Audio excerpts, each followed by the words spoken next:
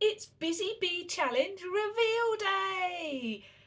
If you don't know what I'm talking about, head over to the playlist, which I'll link up here, because we've had Challenge 1 and today is the reveal of Challenge 2. There are 8 people taking part, so there's not just mine to watch, there's 7 others to watch as well.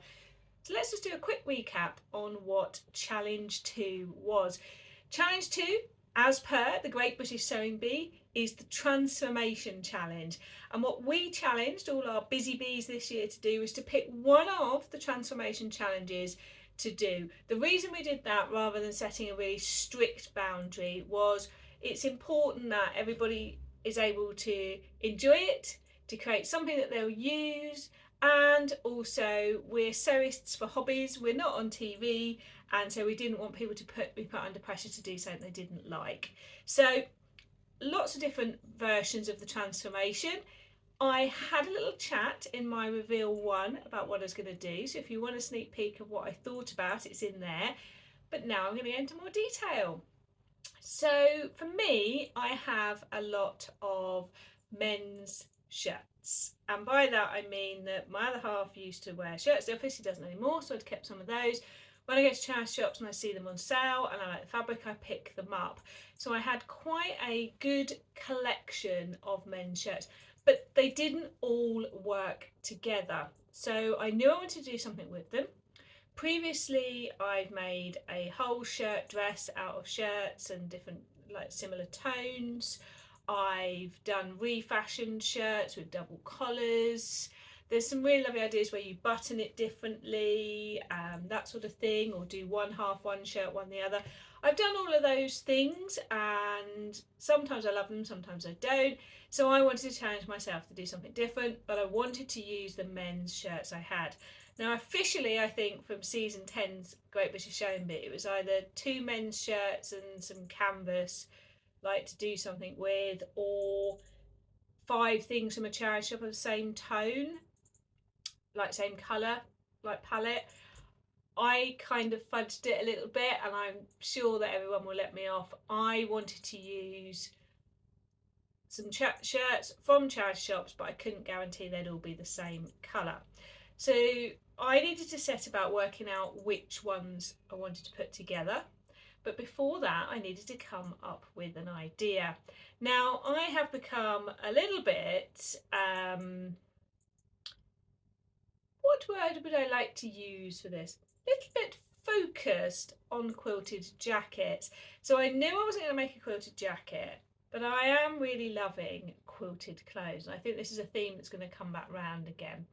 And I remembered that one of the quilted jackets I made, which was the Jackie O jacket, which I'll put up here, when I'd been working on the inside and before I put the sleeves on, I actually quite liked the shape as a gilet, waistcoat, body warmer, whatever we want to call that. And so I thought, thinking ahead to my autumn winter wardrobe, what didn't I have from last year that I wanted to have? And that was a gilet body warmer type one that would work over the top of other bits of clothing. So these shirts were all in my palette. So I set about working out which ones would go together.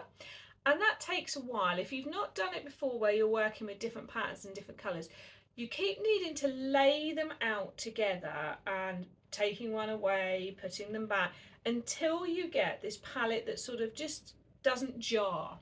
And I realised that the green stripy one was just a tad too strong.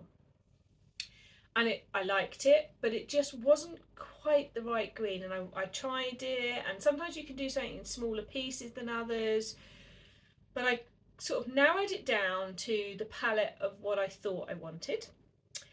And I took it along to the 11th of August. Yes, right at the beginning of August, the 11th of August's Southern Social, because with what was going on in my life, I decided I was going to put my focus on it for that day.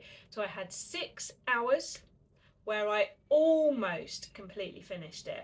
And so that gave you an idea. I know the lovely Kate of Ripper Seams, I think she's decided to only give herself the time that they have on the Sewing Bee, which I think is often like 90 minutes. I decided not to do that because I wanted to have something at the end that I would definitely use. And I think sometimes the transformation challenges are much more creative pursuit that can't necessarily be worn.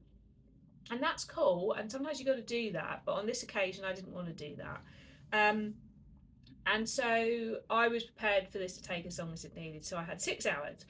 I started by making my final decision on which fabrics, and then I cut from the back of the men's shirts strips of the sort of width that I wanted the squares to be. And I did that for the 5 fabrics. I cut just the back section of the shirt. I left the sleeves and the collars in the front section because the placket on the fronts can be really useful, and the collars and the sleeves for other things. So I purposely went for just the back section because you've got the biggest piece of fabric there as well.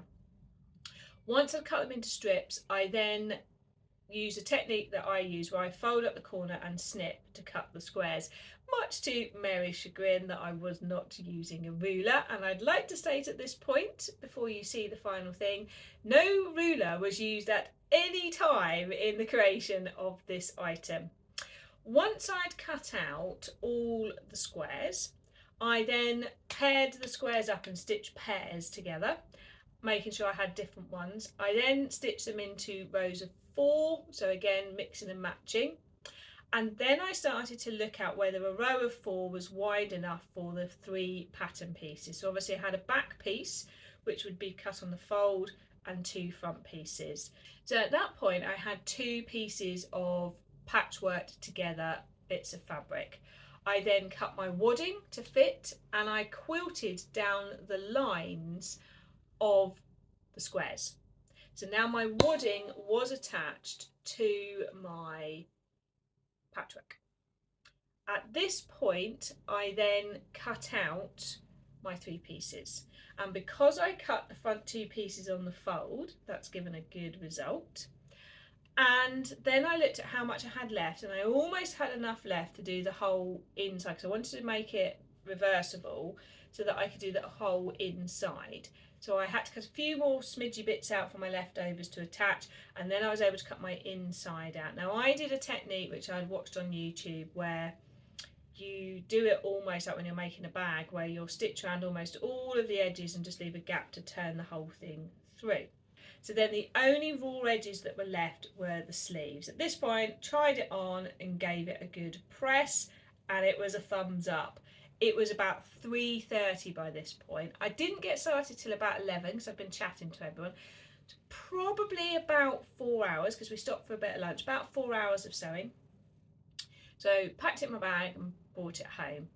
Between then and now, I overlocked the armholes because I wanted to make sure that I joined together the fabric, the wadding and the fabric, so it was all nicely sandwiched. So I overlocked around those, and then I've put binding around because I wanted a more noticeable armhole. And then I top stitched all the way around the neckline down and all the way around the bottom, which then also included closing up the hole. The final part to decide on was the closure, and I actually decided to go for poppers in the end, which you'll see in a second. I had thought about the bows, but I thought they're just going to annoy me a bit. I'm much respect for people wearing all the bows, but I decided it wasn't for me. So I'm guessing you'd like to see what I did. Now I've built it up with all the talking.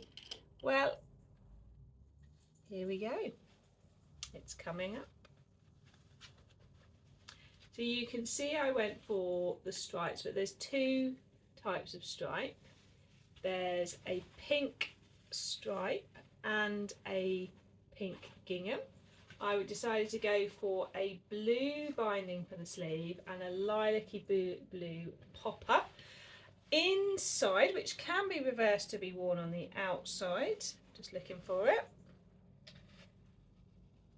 is a new made at the Southern Social label that I gave everybody at the Southern Social because it was our first birthday. I've actually got it inside out there. So here we go. So that's the front. Now because, as I said, I cut them on the fold, luckily look, the pieces line up at the front.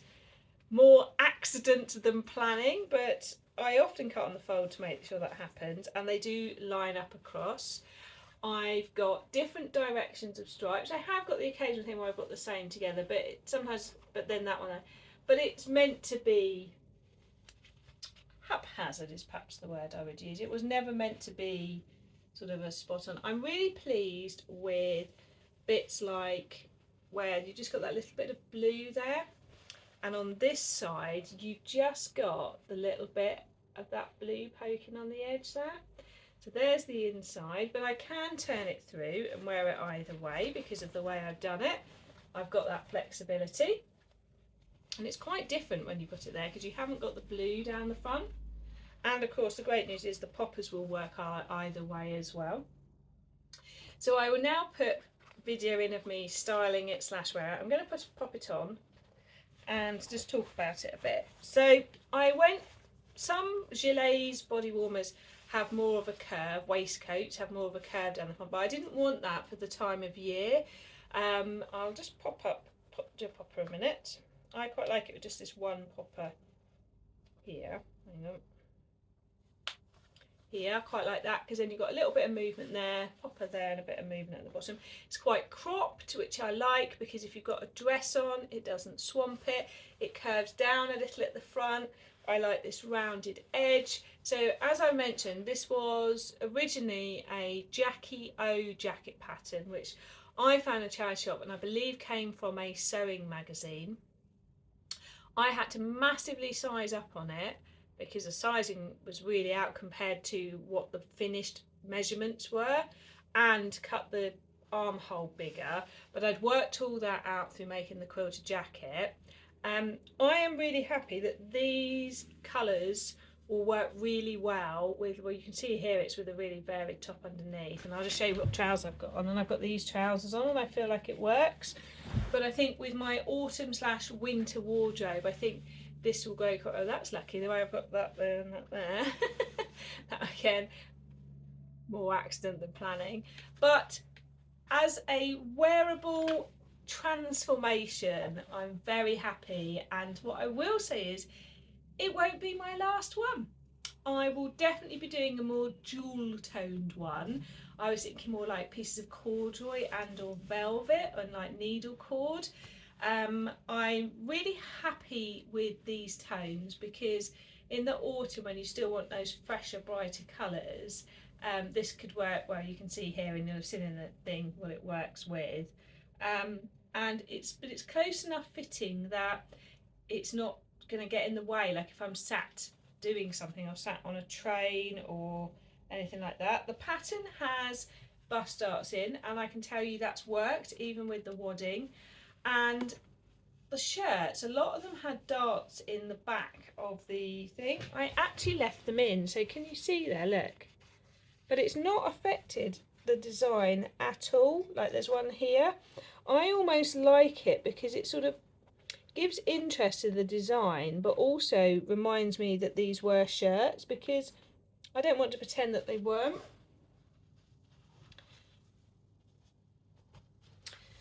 So overall, I feel that this has worked out really well. Let me know what you think, what you might have done differently, and what sort of you'd like to see me do to take it to that next level. I hope it's also inspired you, because you wouldn't have to do this with men's shirts. You could do it with scraps. And as I say, I'm just going to say it one more time, no ruler was used in the making of this. Now you might look at that and go, ooh, but do you know what? It is absolutely spot on and joyful as it is. It doesn't need to be perfect to be great.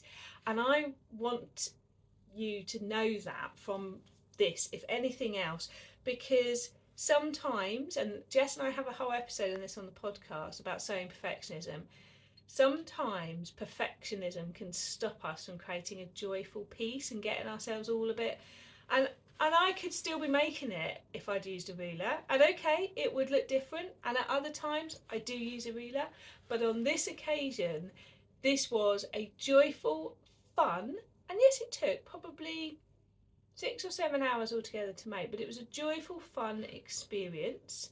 And I didn't feel bogged down in the process, because sometimes I hear people say, oh, I can't quilt because I haven't got a quilting foot, or I can't quilt because of the precision. I can tell you right now, there is a bit somewhere on here, I think it's on the back, where actually the squares don't line up.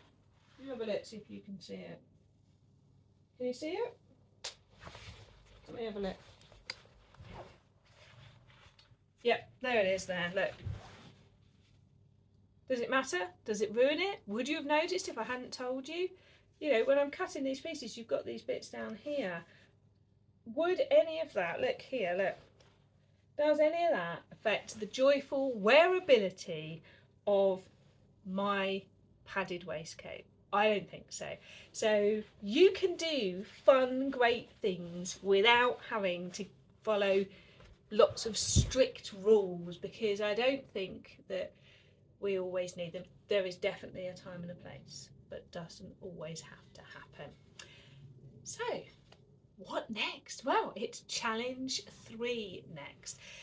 Challenge 3 is to create an item of clothing / outfit for the Mediterranean, for a Mediterranean holiday.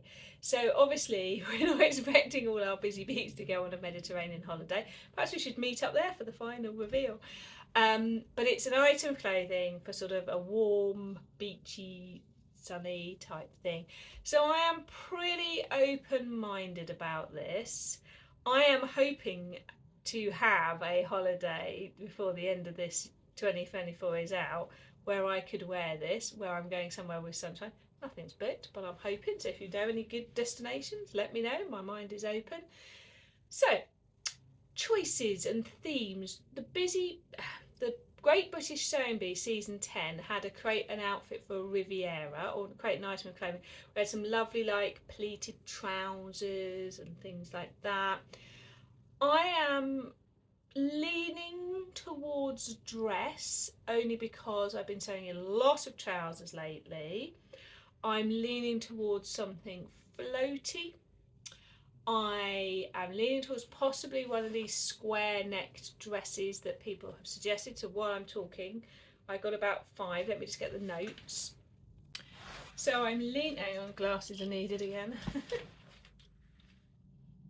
So I'm leaning towards one of these. So we've got the Lavina by Sew Me Something. Oh, I'm sorry if I say this wrong. I will list them / link them below.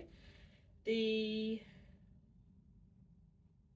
something, some Elmanite by Starlight. Sorry, my writing is poorly. I'm like a doctor. Or Big 4 N6692. Or the Pattern Scout Joni. Or the Sophia by Victory Patterns. There's the Closet Core Pauline, the By Handmade London Tasman dress, Silver Saga do quite a few dresses like this, I've been told, the Megan Nielsen Protea, the Pattern Company Mushrooms or Rose, and then there is the Tammy Handmade, I want to say Ria. So quite a few to choose from there. That's 1, 2, 3, 4, 5, 6, 7, 8, 9, 10, 11, 12. 12 to choose from. So if you have sewn any of those patterns, please let me know which you think would work. I just really like the idea of an open square with sort of a puffier shoulder, not shearing across the bust. It really accentuates my bust in a way that I don't want. Shearing under is fine. Empire line, natural waistline, all of those things are good.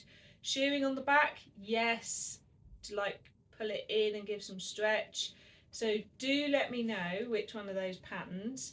And now while I'm talking, I'm putting some fabrics up. I think it's going to be more Mediterranean. I like to think of like bright clear colours, so I've got some lovely fabrics such as some Lady McElroy ones. There is the Tokyo Nights, which could be a good version because it'd be a nice Mediterranean evening dress. Then I've got the lovely sort of batik tie-dyed oranges and reds. Then of course I've got these gorgeous tiger printed block printed ones that are cotton that I bought from a company that came straight from India. They could work really well. And then I've got this lovely sort of leaf bright print one that I just picked up some extra when I found it in Tenterden. So I think I've got enough of that as well, which is a viscose. So I've got a choice of cotton or viscose. Cotton is really nice when it's warm. So do tell me which fabric and which pattern you think would work. And that will be revealed on the last Wednesday of September, which feels an age away, doesn't it? But it whips round there. So I'm really glad I got on with this nice and quickly, and I'm really happy with how this turned out. As I say, I don't think it's going to be the last one. I will play around with necklines for future ones, but I think I've got a good block here to play around with. And please don't forget to go and watch all of the other reveals, because I know a little bit, but I haven't seen them. There's some bags from coats, there's some other tops, so it's going to be really exciting to see what people have done. And we've got to love a transformation, because is it so upcycle? It's coming. So Upcycle in October is coming back. I've seen it, so this is a great chance to get some inspiration ready for October. So do make sure that you go and watch them all and leave them some comments, and I will catch you again soon. Bye.